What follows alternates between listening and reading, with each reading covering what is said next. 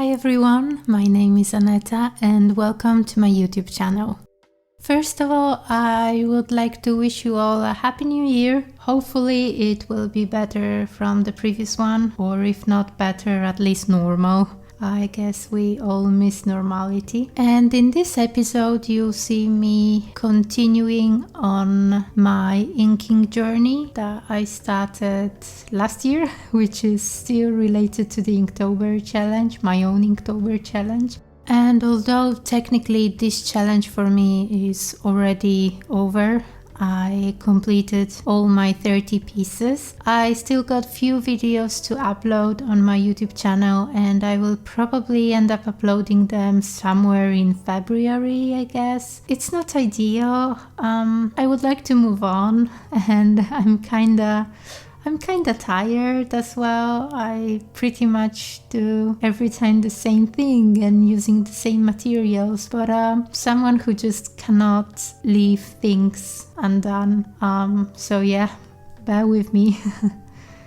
So as usual, I will tell you about what's going on the screen, because in this episode I also included some digital retouching and that might be maybe even helpful for you. But I would also like to discuss a little bit about New Year's resolutions. So I don't have many of them for 2021, but I did have some for the 2020. Those were like achievable goals. It wasn't anything too overwhelming and I actually managed to fulfill most of them, and even that I guess might be an interesting topic, a sort of background story of what was going on in an artist's head during this year. But let's chat about the process first.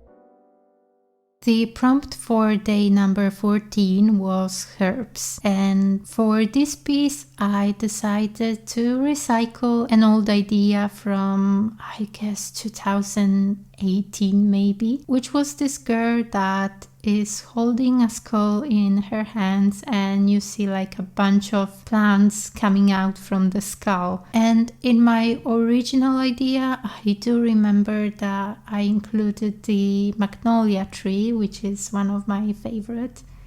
Whereas here I opted for a poisonous plant, which is called, I believe, belladonna. And I'm saying I believe because I'm not really good with plants.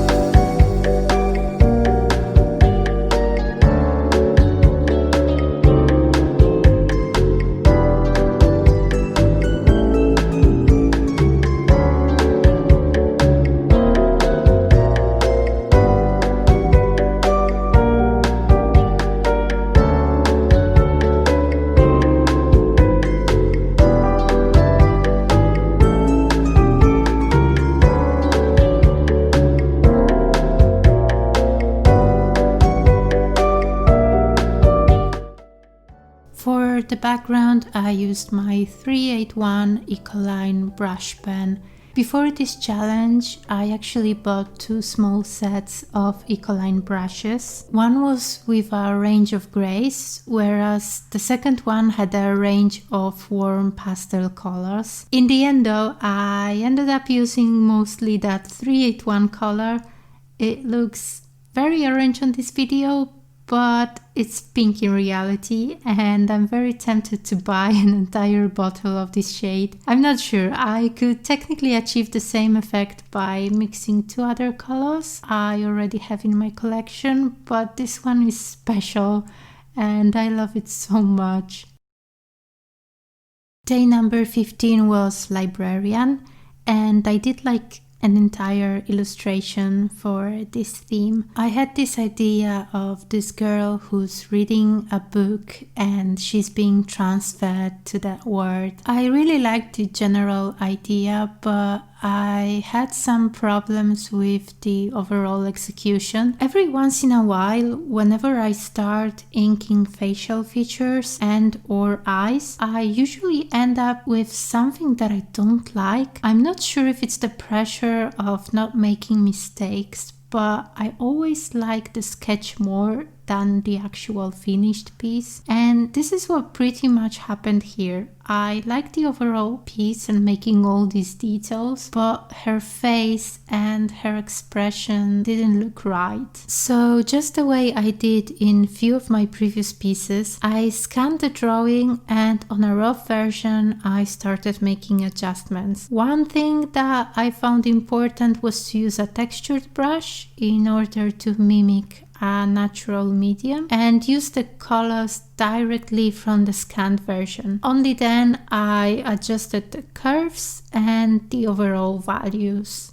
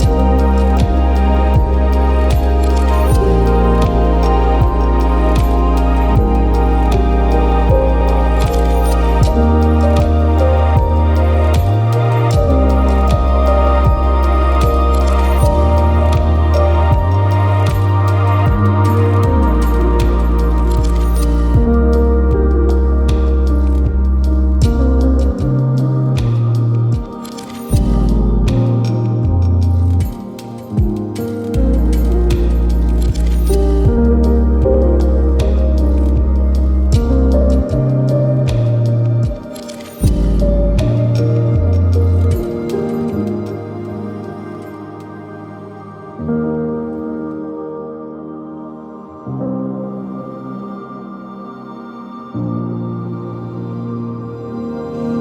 away? About what? It's true. Leave it. I'm staying here.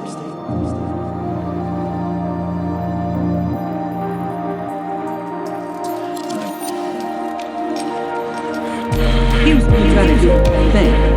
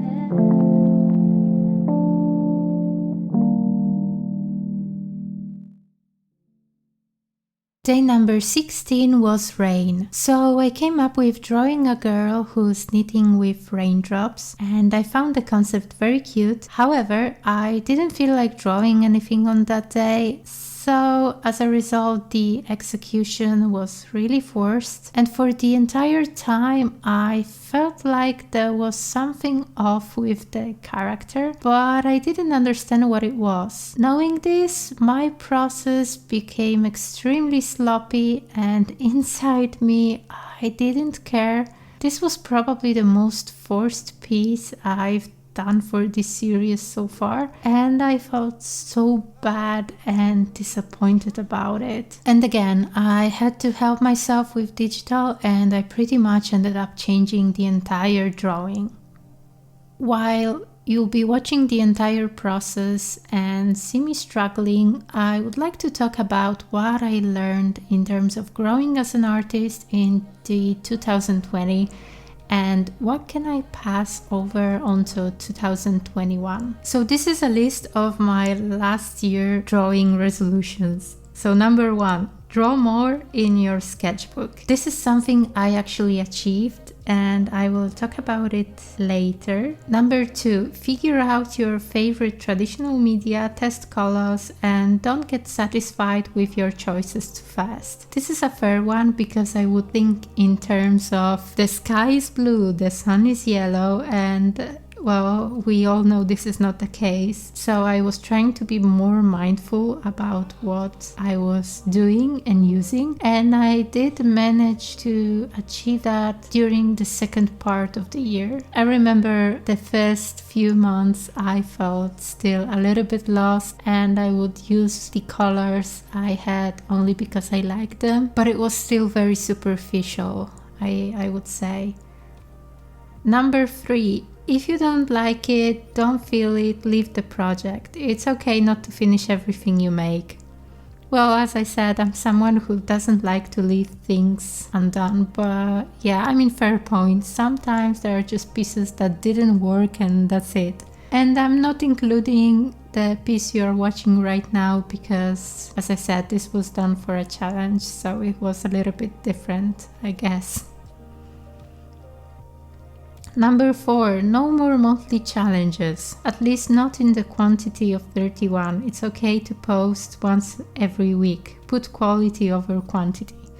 Well, as you can see, this was really not the case. I didn't fulfill this promise, and once Inktober arrived, I don't know, there's something about the atmosphere of this month that makes you so excited, and I love autumn and everything which is related to it, so I couldn't say no, but I somehow understand what I meant back then. And yeah, I guess this backfired again. Although I've completed the challenge, I feel like it costed me too much. So yeah, maybe for the year 2021 I'll be more mindful about the quantity, so I will be able to focus more on the quality. Yet I'm not sure if it's okay to say you can post only once a week, because I don't know, this is not good for your social media. And last, number 5 was make more videos, and this is something that I actually managed to do. I opened a YouTube channel, so I guess that's allowed. This year I would like to continue doing more sketchbook doodles and studies. I actually don't understand why I never had a sketchbook in the past. Even years ago, when I went to art school, for some reasons, none of the teachers I had encouraged us to sketch more. Instead, we would make these huge studies on an A2 format, which was the minimum. And after finishing a piece of this size, I felt exhausted. It felt like one of these marathons when you just brainlessly run, but you don't think about doing things properly, like, I don't know, breathing in a certain way. And this is exactly how I felt while doing these humongous pieces. Yeah, sure, it had some advantages because it allowed you to train your entire arm and not just your hand. And it did help with being able to scale your subjects properly, but it wasn't contributing to your personal drawing mileage. I'm convinced if I had someone who'd tell me not only to make my own doodles, but to focus on actual studies and do everything in my sketchbook, I could be even further than I am right now in terms of my skills. I'm not sure if I'm saying this only because I have a different perspective today. Maybe I do a little bit, but I still think that sketchbook was the best thing I did in 2020, and maybe one day I'll share it on this channel. The second thing I plan for 2021 is that I would like to make more digital art and try to dedicate less time than I did in previous years. Normally it would take me around 10 to 40 hours to finish a piece, depending on how complex it is, mainly because I would dwell on details too much. This year I would like to shorten that time to 5 or 20 hours, again depending on how complicated the piece will be. But I would like to find a balance between that ratio, quality versus quantity.